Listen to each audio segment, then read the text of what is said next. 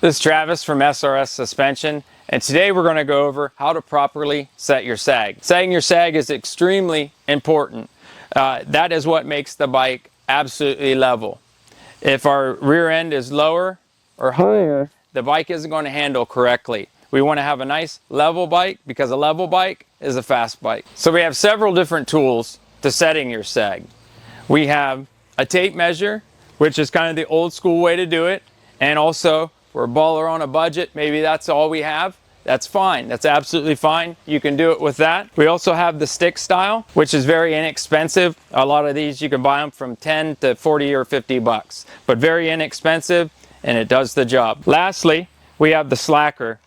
I preach these things to everybody. If you need one, if you go to their website, if you have an Instagram or a Facebook, just simply go to their website through your Instagram or Facebook, or their Instagram, Facebook page, and look around and then hop off of there. And within the next 24 to 48 hours, you get those little advertisements that come up when you're checking people's stories throughout the day.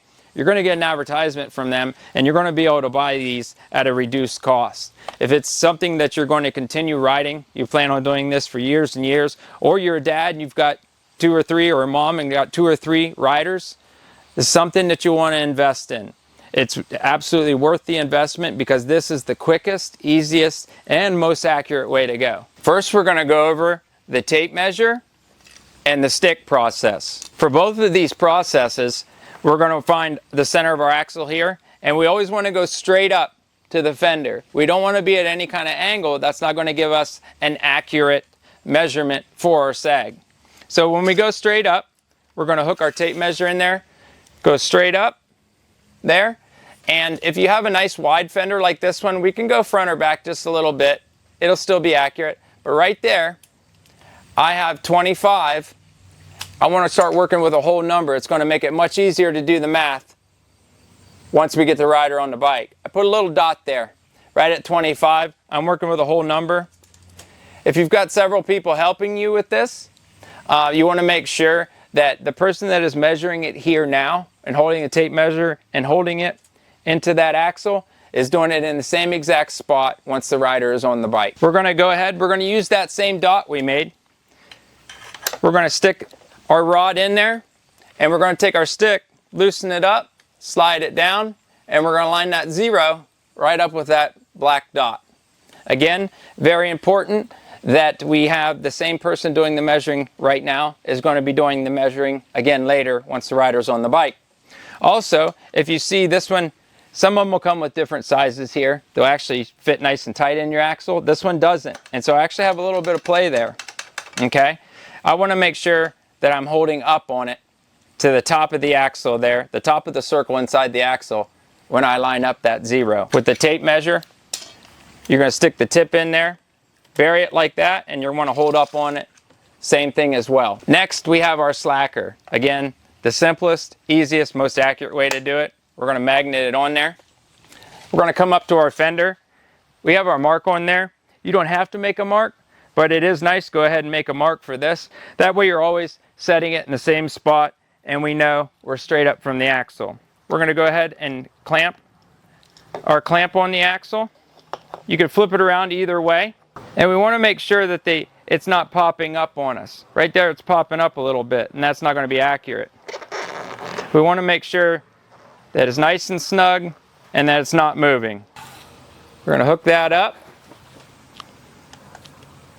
0 R's out. I pull on the string a couple times, make sure it stays accurate. We're good to go and good to get our rider on there. Another thing that Dylan has done to his motorcycle with the slacker, so you don't have to mess around with the clamp here, and a lot of people with the slackers will do this, is they will come up here and simply drill a hole in their fender, and then you can hook it right in and you don't even have to use that. The slacker will come with a bunch of different attachments and stuff. For a dirt bike, you need the machine and the clamp. You really don't need the other stuff. It comes in a nice box with foam and everything. You can put it in there and you can use that box forever. It's just a very nice setup. Now we're going to go ahead, we're going to grab our rider and get them on the machine. When we're setting the sag, we want to make sure we're taking the bike off the stand properly, especially if we're using the slacker. So when we grab the bike, We don't want to grab it by the rear fender because that's going to give us a different number there. We may stretch or move the rear fender. Maybe some of these bolts aren't real tight right there. But we don't want to lift it off there by the fender or even down underneath here on the other side where we normally may grab. What we want to do is we want to grab either the muffler, maybe put a glove on, or reach all the way around the other side and grab the bottom of the swing arm to take it down off of the stand. We don't want to mess anything up there on our slacker.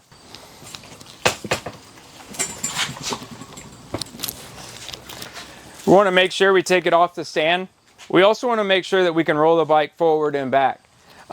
If we're in gravel or something like that, if we have one wheel hold a rock under the front wheel or rear wheel where the bike can't settle, it may give us an inaccurate reading when setting our sag. So let's make sure that we can roll it nice. We're on something flat too, as level as possible is going to give us an accurate reading as well. At this time, you're going to call your rider up, have them go ahead and get on. When we're getting on, I recommend have the rider put their left foot up there, and that way when they get on and go over, they don't kick the fender or your tool there. If they kick that, you're going to have to put it back up on the stand and re-zero it. So when we have our rider on the bike, we want to make sure they're standing straight up and down. That's going to give us an accurate reading. You'll see some where they're in an aggressive stance, something like that. That's getting all the weight over the rear. That doesn't do us any good when our butt is on the seat and foot is out going through a corner. We want to have all our weight right on the pegs. If you walk through the pro pits of any national or supercross, you'll notice they do it this way. The only other way they'll do it is like a rider like Cooper Webb may do it sitting down. They'll do it like this because they can't touch the ground. Again, all our weight is right over the foot pegs still. I recommend doing it standing, but you can do it like this as well. But again, we want all our weight directly over our foot pegs. Again, on the balls of our feet on our foot pegs, what that's doing is making sure that our weight is there. That's where we should be riding our bike, is on the balls of our feet. Also, when we're setting the sag like this, we know that his foot isn't accidentally on the brake pedal or something. If it's on the brake pedal, when I go to push that back end down, it won't let that back end go down and up nice and easy. At this time, we want to make sure the bike is level. If you're doing it with a tape measure or a stick, again, that same person that was doing the measurement before, whenever the bike was on the stand, is the one that's measuring it again. So we make sure that our bike is nice and level. We don't want to jump up and down on it. You might see some guys do that. What I recommend, push down on the rear of this seat, let the bike come up, push down, let it come up, look down, get our reading, or have our person that's measuring that go ahead and measure it. Right now, our sag says 110. We're going to make an adjustment. All right, when we're setting the sag, this is an Austrian bike. We're going to need Allen head, T-handle, or a wrench, preferably a ball end.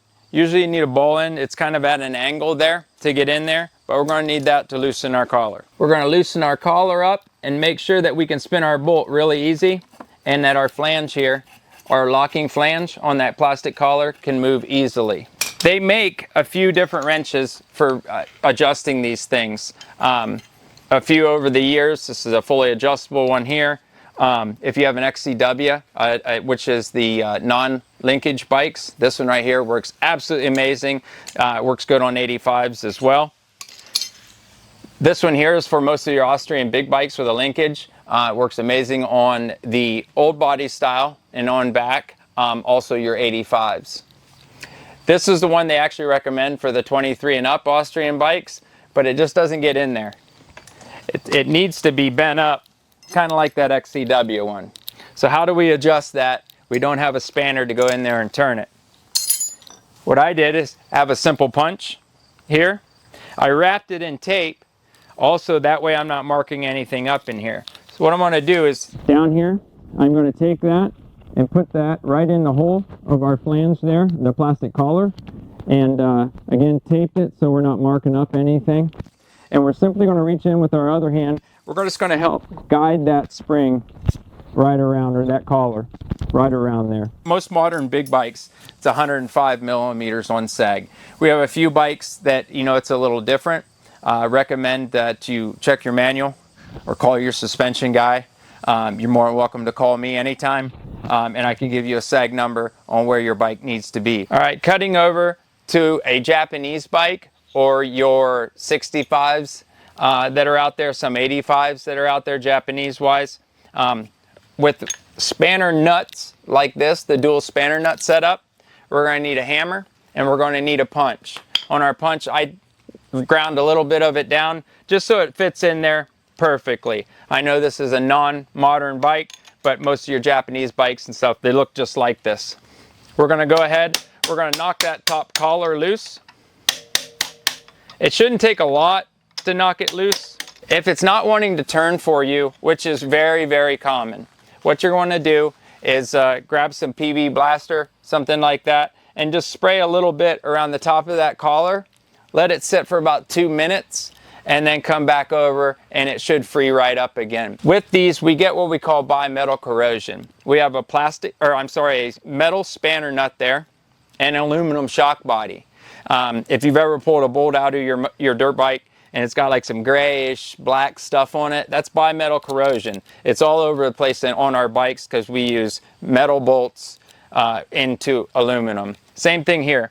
Metal spanner nut and aluminum shock body. Just spray a little PB on there. It'll free it right up. Just let it soak in. Should be able to knock it loose. Again, we're going to stick our left hand in there. We're going to use our punch and we're going to guide. As we turn with our hand, we're going to help guide that right around the same way we did on the Austrian bike.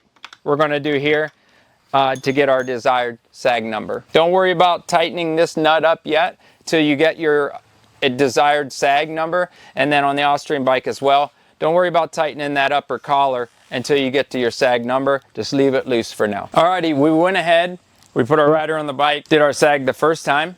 We noticed that it was off. It was at 110. We tightened that collar up. We're compressing that rear spring to raise the back end of the bike. If the bike is too tall, then we're going to back that collar off, or those spanner nuts, we're going to back that off and lengthen that spring out. So at this time, we're going to go ahead and call our rider up, have him go ahead and hop on. We're going to go ahead and jump on, again, left foot first. That way we can get clean and up over the fender and we don't take a chance of knocking that off of there. Again, our rider is standing right on the balls of his feet, straight up and down, looking straight forward. We want to make sure he's fully geared. I didn't mention that earlier. Obviously, we want our rider in the gear that they're going out there in. Helmet isn't that important. I've done sag with and without helmet and no difference at all. Our helmets don't weigh a lot anymore. Again, we're going to go ahead straight up and down. We're balancing that bike just with one hand. Push down the back, let it come up. Push down, let it come up. We look down and our slacker says 105 millimeters. Our sag's ready to go for him. Through all of that, we've maintained that nothing is holding our wheels forward or back. It was able to roll forward and back. You can check your sag. We did it here. Obviously the bike is cold. And I'd mentioned about maybe having that glove if you have to grab the muffler to get it off the stand. If you're grabbing the swing arm, watch you don't burn your forearm on the head pipe or the muffler there. But there's a lot of people who will say, don't check it when it's hot, or don't check it cold. Go ahead and check it cold. Let's get it accurate. But it's very important. I'm a true believer in checking it again once it's warmed up. So our shock will warm up and the stiction within that shock reduces as everything warms up, expands. It may move freer. Also our linkage will free up a little bit and get warmed up. Everything may be moving more. So once you've done that, if you want to go out and do a practice session, come right back in.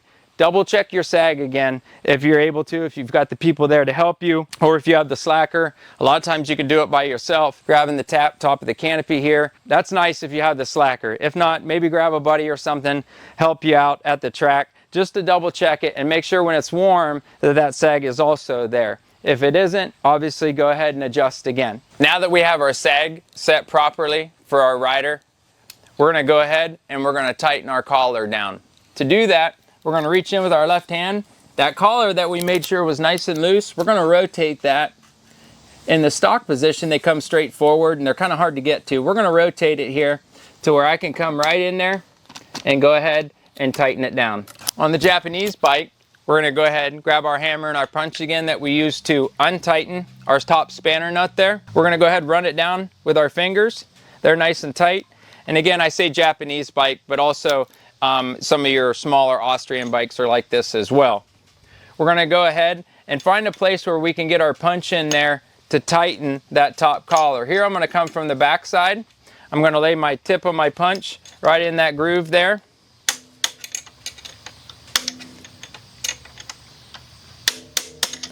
You're going to get it to where it's starting to tighten up there. You don't want to get it too tight, but you want it tight enough where it's not going to come loose again.